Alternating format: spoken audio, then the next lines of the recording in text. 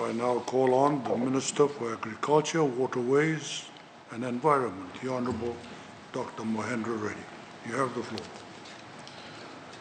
Mr. Speaker, mushroom is a growing commodity. We began major training on mushroom production in 2017. Since then, we have seen quite a bit of turnaround in terms of mushroom production locally, and as well as export of mushrooms from Fiji. Mr. Speaker, the advantage of mushroom as a commodity is that it can be grown indoors in a cool room.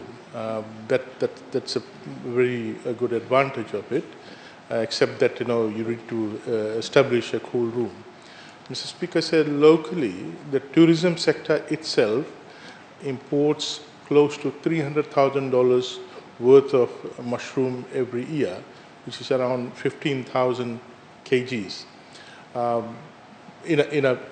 When the tourism sector does do well, and then you look at another 30% of that local demand.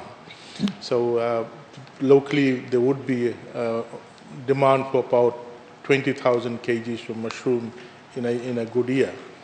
Mr. Speaker, we have got at the moment about the two things that are critical about mushroom is, apart from the technical skill, is you need to develop your own substrate, the medium on which the mushroom pores are placed and mushroom would grow, and the second would be to establish a cool room.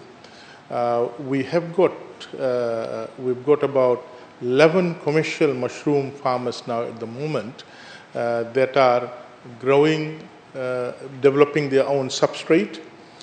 They've established their own cool room, and they are growing it and supplying to some of the mainstream supermarkets like New World.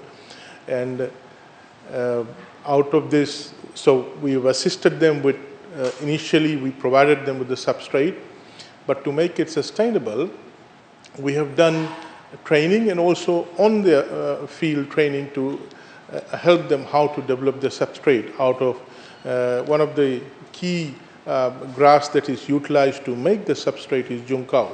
So the junkao grass that we have in Lengalenga station serves for two purposes. One is as a substrate for mushroom production, and number two is a very high yielding cut and carry pasture for livestock. So we have established junkao on their farms so that they can use that to develop the substrate. And 3 of them, we have provided them with container, thanks to the government of China's this junkao technology program. From that, they had provided us with the 3 containers, which we have provided to 3 of these 11 commercial farmers. So these containers, they were installed air conditioners, etc., to manage the temperature that is required for the substrate to grow. So, Mr. Speaker, 2019 we saw 3,000 kg. Apart from them supplying to the local market, in 2019 we saw about 3,000 kgs of mushroom exported out of Fiji.